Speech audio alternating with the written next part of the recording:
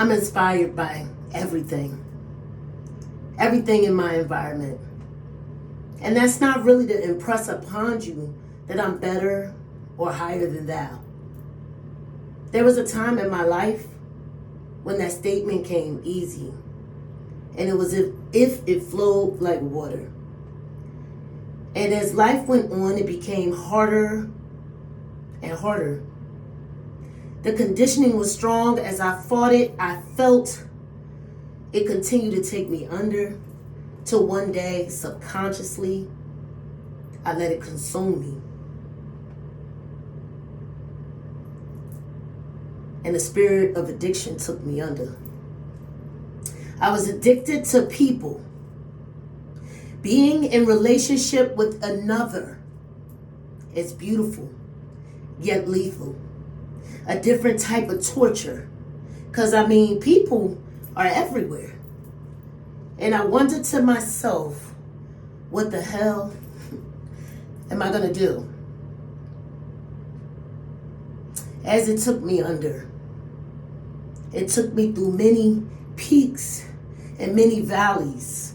It took me through doing some strange for change, and I searched, and I cried, and I died 1,000 deaths, not the one that Shakespeare spoke of, but yet the one where you get up and keep going, because that's what we do.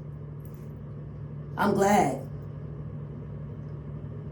for all who heard. This is a word that was meant to be heard. I often tell myself, you're meant to be heard. This is what your words do. They move people the way that they do because they're meant to be heard. It's something I often tell myself because I remember what I used to tell myself. Many years, I heard so many negative things about myself that I really came to believe it. I remember hearing, "You're so bossy." And I switched it to, "Yes, I'm a decisive boss ass bitch." Speak life into yourself always.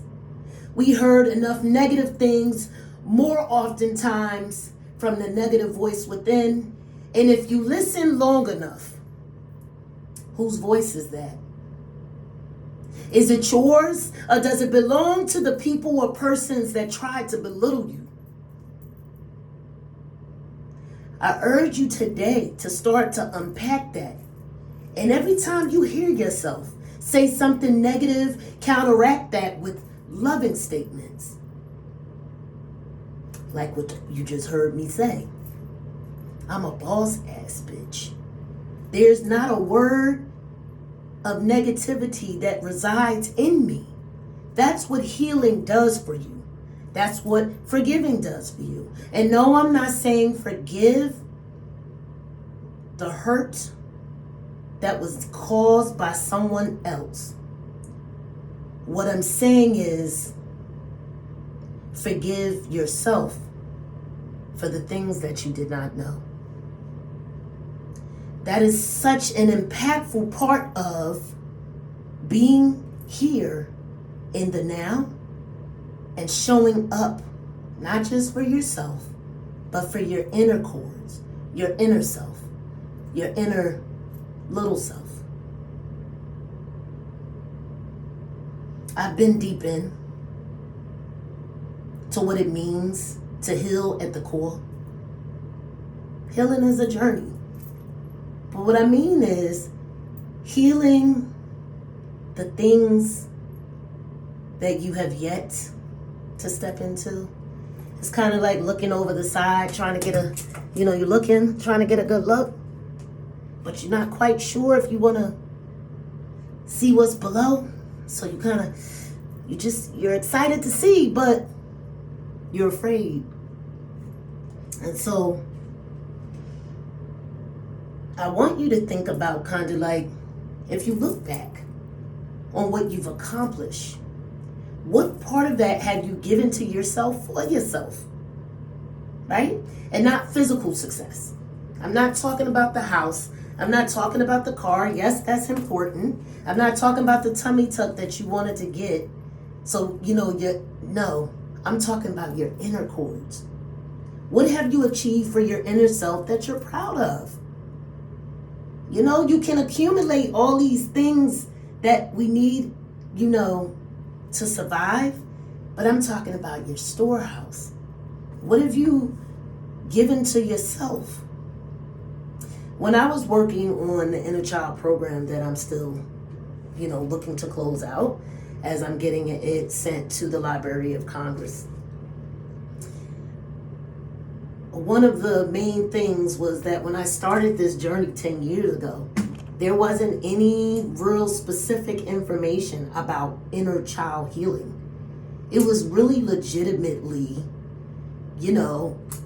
meditate and think of yourself. And because I'm such a pattern person that pays attention to everything, it became a part of something that I used when I was broken, and it kept me on edge, and I was never able truly to be comfortable.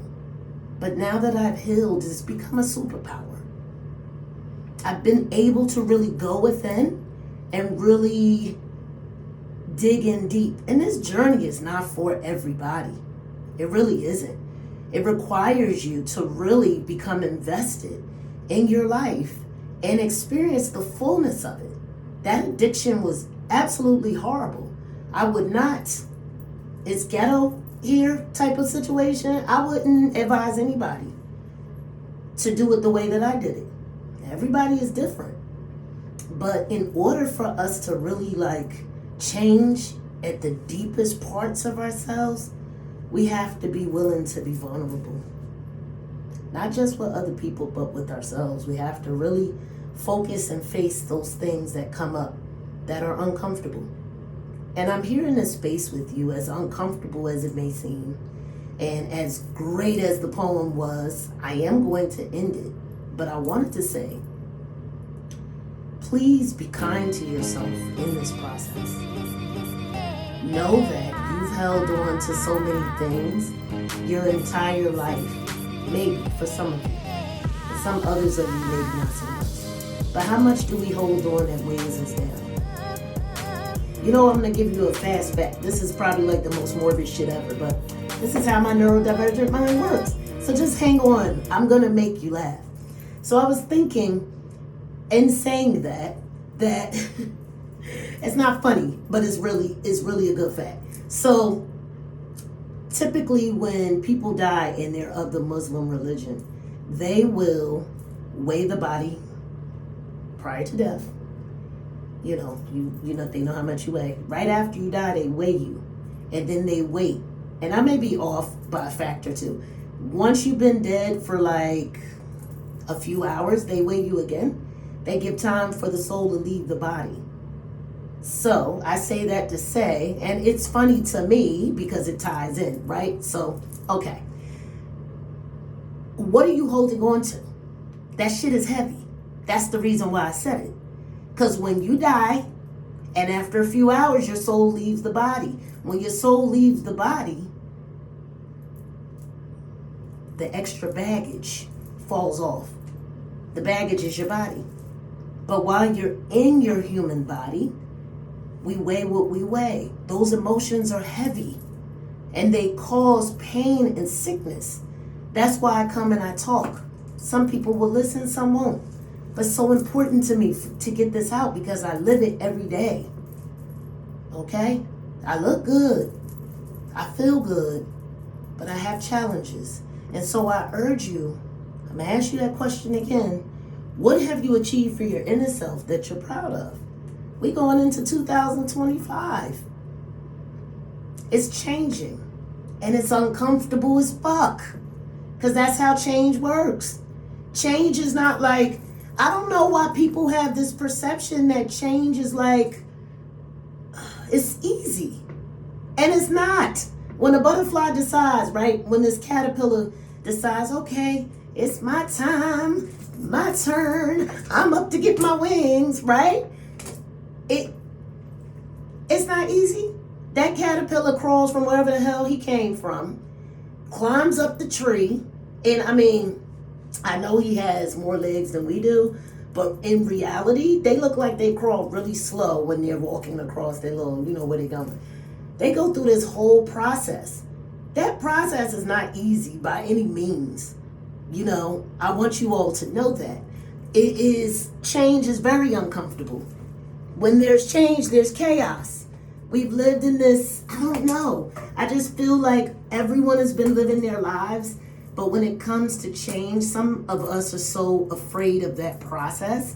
And so I want to say to you, that process is not easy. However, there are moments in the valleys and in the peaks where you do smile, where you have moments of happiness, where you have ups and you have some downs. That's a part of life. Some people's lives are much harder than others, and it weighs down on us, right? It weighs down on us, and it shows up in our bodies. And so I will leave you with that part. What I wanted to say, we all have a mission, right? Some people call it purpose. Go after your mission. Go after your mission. Go after your mission. I love you all. Peace.